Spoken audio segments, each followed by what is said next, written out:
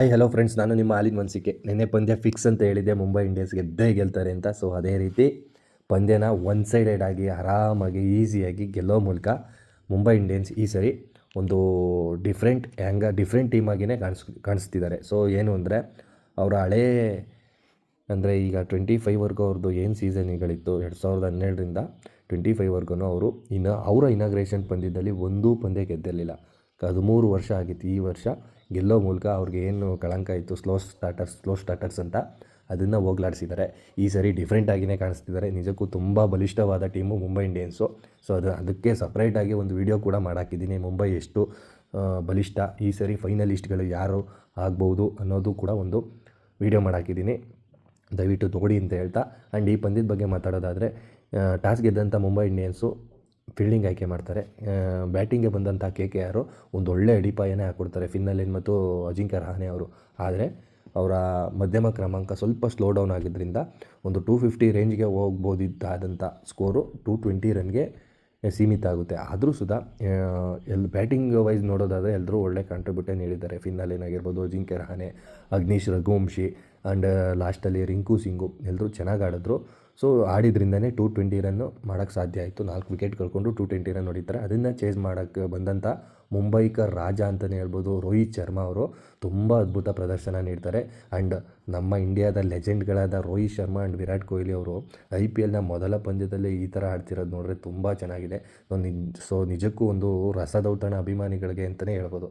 ಯಾಕಂದರೆ ರೋಹಿತ್ ಆ್ಯಂಡ್ ವಿರಾಟ್ ಅವರು T20 ಇದಕ್ಕೆ ರಿಟೈರ್ಡ್ ಆಗಿದ್ದಾರೆ. ಆದರೂ IPLಲ್ಲಿ ಈ ಥರ ಪ್ರದರ್ಶನ ನೋಡೋಕ್ಕೆ ತುಂಬ ಖುಷಿಯಾಗುತ್ತೆ. ಸೊ ಮೊನ್ನೆ ಪಂದ್ಯದಲ್ಲಿ ವಿರಾಟ್ ಅವರ ಪ್ರದರ್ಶನ ನೋಡಿದಾಯಿತು, ನಿನ್ನೆ ಪಂದ್ಯದಲ್ಲಿ ರೋಹಿತ್ ಶರ್ಮಾ ಅವರು. ಸೊ ರೋಹಿತ್ ಆ್ಯಂಡ್ ರಿಕಲ್ಟನ್ನು ಓಪನ್ ಮಾಡ್ತಾರೆ. ರೋಹಿತ್ ಓಪನಿಂಗ್ ಬಂದಾಗಲೇ ಅವರು ಅಡಿಪಾಯ ಹಾಕ್ಕೊಟ್ಟಾಗಲೇ ಆಲ್ಮೋಸ್ಟ್ ಮ್ಯಾಚ್ನ ತೊಗೊಂಡು ಹೊಂಟೋಗಿದ್ರು. 43 ರನ್ಗಳ ಏನೋ ಪಾರ್ಟ್ನರ್ಶಿಪ್ ನೀಡೋದ್ರ ಮೂಲಕ ಮ್ಯಾಚ್ನ ಮುಕ್ಕಾಲು ಭಾಗ ಮುಗಿಸ್ಬಿಡ್ತಾರೆ. ಸೊ ಅದಾದಮೇಲೆ ಸೂರ್ಯ, ತಿಲಕ್ ವರ್ಮಾ, ಹಾರ್ದಿಕ್ ಪಾಂಡ್ಯ, ನಮನ್ ಧೀರ್ ಇಷ್ಟು ಜನನೂ ಬಂದು ಸ್ವಲ್ಪ ಕಾಂಟ್ರಿಬ್ಯೂಟ್ ನೀಡಿ ಈಸಿಯಾಗಿ ಮ್ಯಾಚ್ನ ಗೆಲ್ತಾರೆ. ಸೊ ಈ ಪಂದ್ಯದ ಸಾರಾಂಶ ಇಷ್ಟೇ ಸಾಕು. ಸೊ ಇವತ್ತಿನ ಪಂದ್ಯದ ಬಗ್ಗೆ ಮಾತಾಡೋದಾದರೆ, ಇವತ್ತಿನ ಪಂದ್ಯ ಬಂದು ರಾಜಸ್ಥಾನ್ ರಾಯಲ್ಸ್ ವರ್ಸಸ್ CSK ಅಂತ ಹೇಳಿದ್ರೆ ತಲಾ ಧೋನಿ ಅಂತಲೇ ಹೇಳ್ಬೋದು. ಆದರೆ ಈ ಬಾರಿ ಈ ಪಂದ್ಯದಲ್ಲಿ ಧೋನಿ ಅವ್ರನ್ನ ಮಿಸ್ ಮಾಡ್ಕೋತಿದ್ದೀವಿ. ಯಾಕಂದರೆ ಧೋನಿ ಅವ್ರಿಗೆ ಸ್ವಲ್ಪ ಸ್ಮಾಲ್ ಇಂಜುರಿ ಆಗಿರೋದ್ರಿಂದ ಧೋನಿ ಅವರು ಈ ಪಂದ್ಯ ಆಡ್ತಿಲ್ಲ.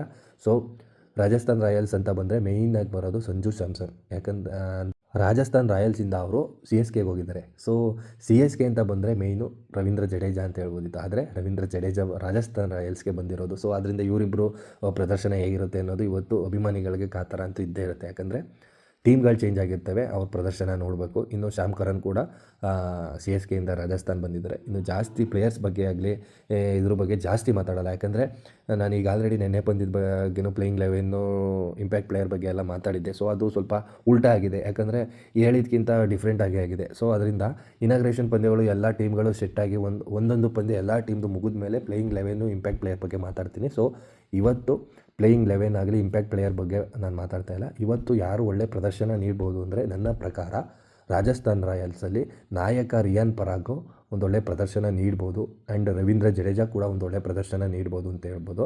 ಆ್ಯಂಡ್ CSK ಪರ ಹೇಳೋದಾದರೆ, CSKಯಲ್ಲಿ ಆಯುಷ್ ಮಾತ್ರೆ ಅಥವಾ ನಾಯಕ ಗಾಯಕ್ವಾಡ್ ಆಡ್ಬೋದು. ಅದನ್ನು ಬಿಟ್ಟರೆ ಮೇಯ್ನ್ ಇವ್ರ ಪ್ಲೇಯರ್ ಬಂದು ಸಂಜು ಸ್ಯಾಮ್ಸನ್ ಇವತ್ತಿನ ಪಂದ್ಯದ ಹೀರೋ ಆಗ್ತಾರೆ ಅಂತಲೇ ಹೇಳ್ಬೋದು. ಆದರೆ ಮ್ಯಾಚ್ ಯಾರು ಗೆಲ್ಬೋದು ಅಂತ ಹೇಳೋಕ್ಕೆ ಹೋದರೆ, ನನ್ನ ಪ್ರಕಾರ ಇವತ್ತು ರಾಜಸ್ಥಾನ್ ರಾಯಲ್ಸು ಗೆಲ್ಬೋದು ಅನ್ನೋದು ನನ್ನ ಅಭಿಪ್ರಾಯ. ಆ್ಯಂಡ್ ನನಗೆ ಇವತ್ತು ಕನ್ಫ್ಯೂಸ್ ಇದೆ ಯಾರು ಗೆಲ್ಬೋದು ಅನ್ನೋದು. ಸೊ ಅದರಿಂದ ಒಂದು ಸಣ್ಣ ಅಭಿಪ್ರಾಯ ಏನು ಅಂದರೆ, ರಾಜಸ್ಥಾನ್ ರಾಯಲ್ಸ್ ಗೆಲ್ಬೋದು ಅಂತ ಹೇಳಬಲ್ಲೆ ಅಂತ ಹೇಳ್ತಾ, ಇನ್ನು ನನ್ನ ಮಾತಲ್ಲಿ ಏನಾದರೂ ತಪ್ಪಿದರೆ ಕ್ಷಮೆ ಇರಲಿ ಅಂತ ಹೇಳ್ತಾ ನನ್ನ ಮಾತನ್ನ ಇಲ್ಲಿಗೆ ಮುಗಿಸ್ತೀನಿ. ನಮಸ್ಕಾರಗಳು.